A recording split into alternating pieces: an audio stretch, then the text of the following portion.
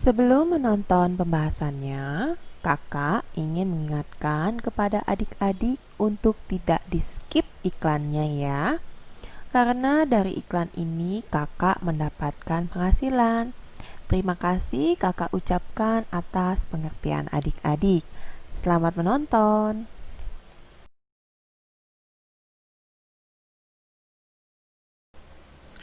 Soal esai nomor 1.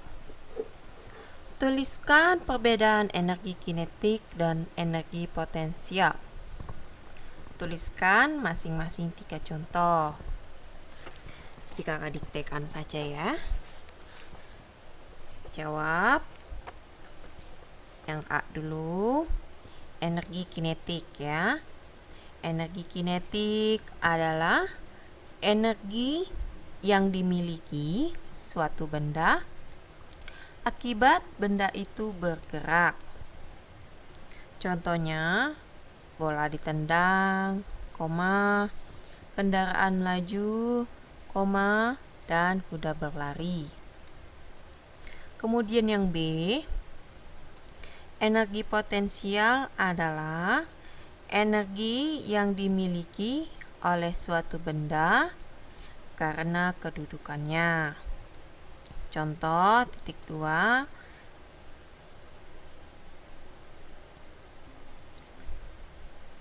mangga ditangkainya, air terjun, dan penerjun payung mendarat. Titik. Nomor 2. Jelaskan perubahan energi kinetik dan energi potensial pada saat benda jatuh bebas.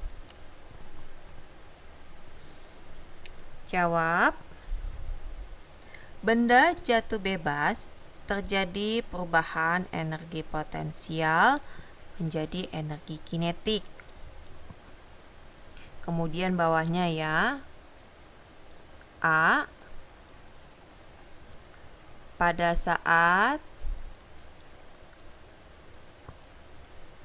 benda akan jatuh,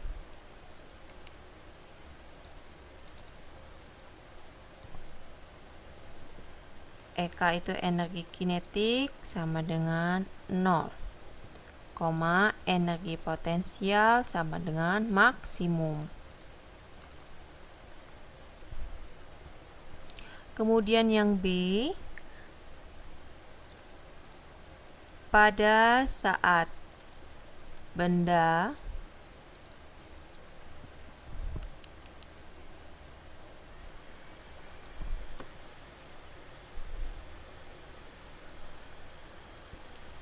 jatuh, EP energi potensial gitu ya, berubah menjadi EK energi kinetik. Jadi kita ulangi yang B. Pada saat benda jatuh, energi potensial berubah menjadi energi kinetik.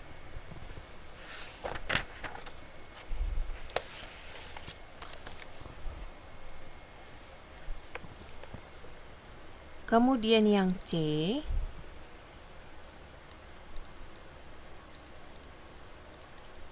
pada saat benda menyentuh tanah, energi potensial sama dengan 0, kemudian energi kinetik sama dengan maksimum. Yang D, jumlah EK itu energi kinetik ya, dengan EP energi potensial selalu tetap.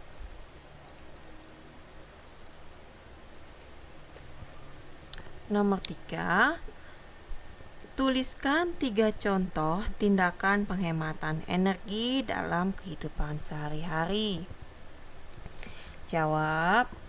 Yang pertama, mematikan lampu jika hari telah terang dan menggunakan seperlunya. Kedua, mematikan keran air jika bak sudah penuh dan menggunakan air seperlunya. Kemudian yang ketiga, menggunakan alat-alat listrik yang berdaya rendah. Jika adik-adik punya jawaban lain, bisa ditambahkan. Nomor 4, apa perbedaan antara sumber energi terbarukan dan sumber energi tidak terbarukan? Tuliskan masing-masing satu contoh. Jawab. Sumber energi terbarukan atau sumber energi yang dapat diperbaharui adalah sumber energi yang tidak akan habis jika dikelola dengan baik. Contohnya air, matahari, kayu bakar, angin, dan lain sebagainya. Kemudian yang kedua, sumber energi tidak terbarukan atau sumber energi yang tidak dapat diperbaharui adalah sumber energi yang jumlahnya terbatas dan dapat habis. Contohnya minyak bumi, gas alam, dan lainnya ya, yang merupakan bahan-bahan tambang. Nomor 5. Cari 5 perubahan bentuk energi yang dapat dihasilkan dari energi listrik dalam kehidupan sehari-hari. Jawab. Yang pertama, energi listrik menjadi cahaya, contohnya adalah lampu. Yang kedua, energi listrik menjadi kalor, contohnya pada setrika listrik atau pada penanak nasi atau rice cooker ya. Bisa juga kompor listrik atau oven ya. Oven listrik itu maksudnya. Kemudian yang ketiga, energi listrik menjadi bunyi, yaitu pada radio. Keempat, energi listrik menjadi energi kinetik, contohnya pada kipas angin. Dan yang kelima, energi listrik menjadi kimia, yaitu pada pengisian aki. Nomor 6, perhatikan gambar berikut. Tuliskan perubahan bentuk energi yang terjadi. Itu merupakan kincir angin ya. Kincir angin yang digunakan sebagai pembangkit tenaga angin gitu, pembangkit listrik tenaga angin. Perubahan bentuk energi yang terjadi adalah energi kinetik berubah menjadi energi listrik. Jadi nomor 6 itu energi kinetik berubah menjadi energi listrik.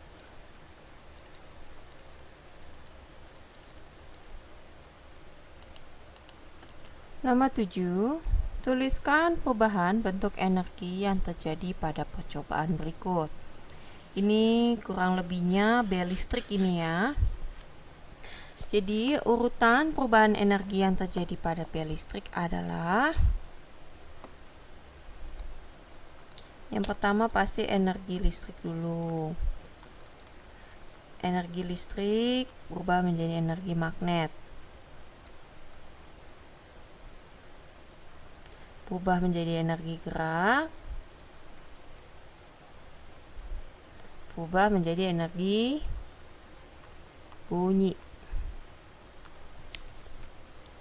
Nomor 8, jelaskan secara singkat prinsip kerja pembangkit listrik tenaga air atau PLTA. Jawab. Setidaknya ada 5 komponen dalam pembangkit listrik tenaga air ya, dan cara kerjanya. Komponen yang pertama adalah waduk atau bendungan.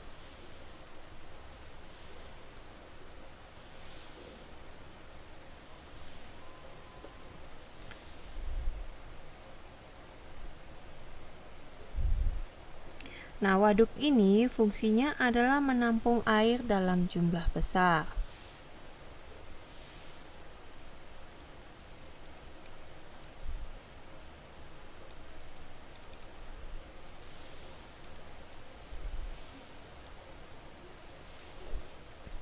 Kemudian yang kedua adalah pipa pesat. atau penstock.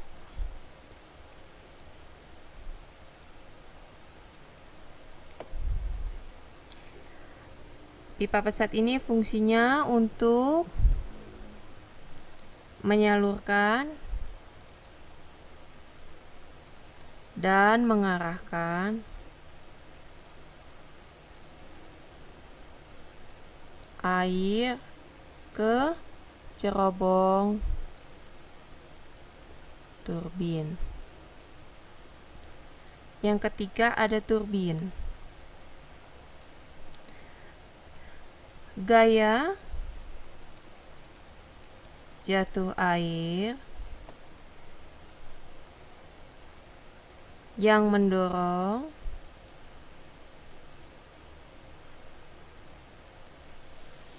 baling-baling menyebabkan turbin berputar.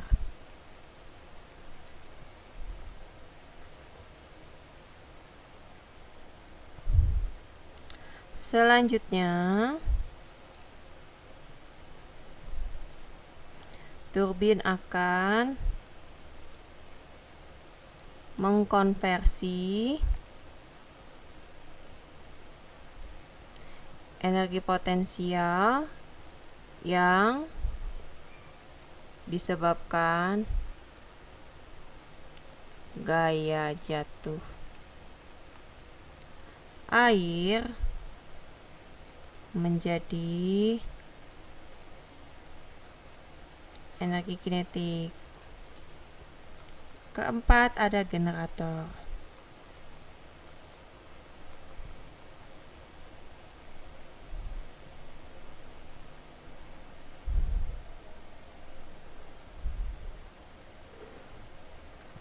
Generator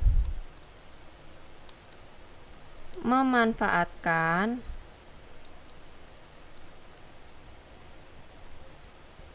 perputaran turbin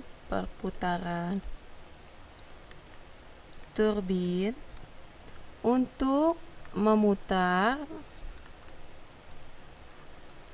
kumparan magnet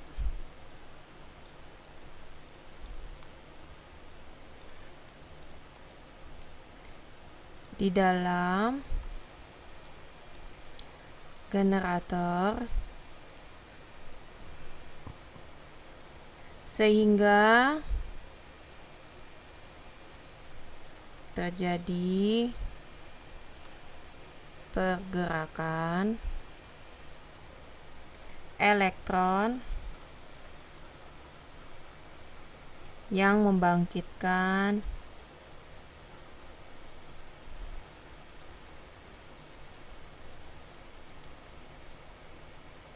timbulnya arus listrik AC.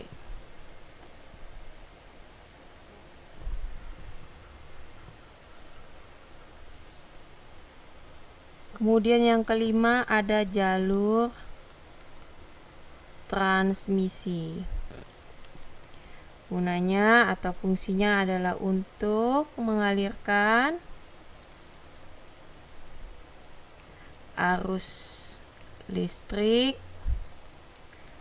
dari PLTA ke rumah-rumah atau industri.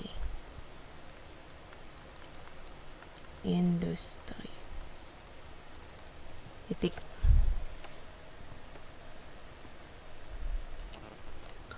Lanjut lagi ke nomor 9.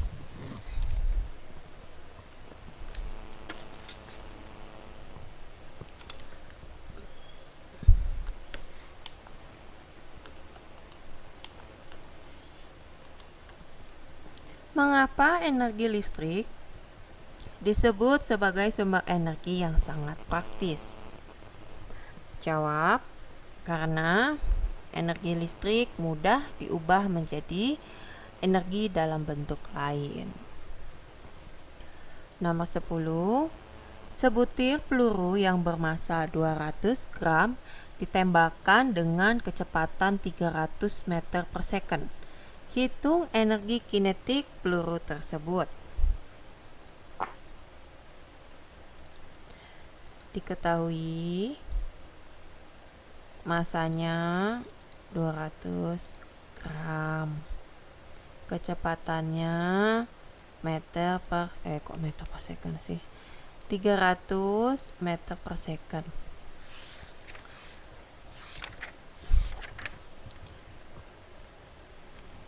Ini kan dalam gram, kita ubah menjadi kilogram. Jadi 200 dibagi 1000 sama dengan 0,2 kilogram.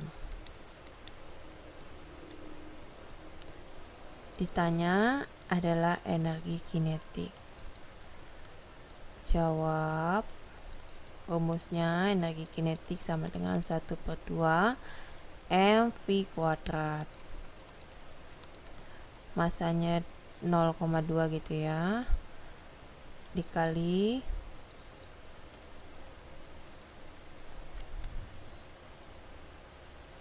kecepatannya 300 kuadrat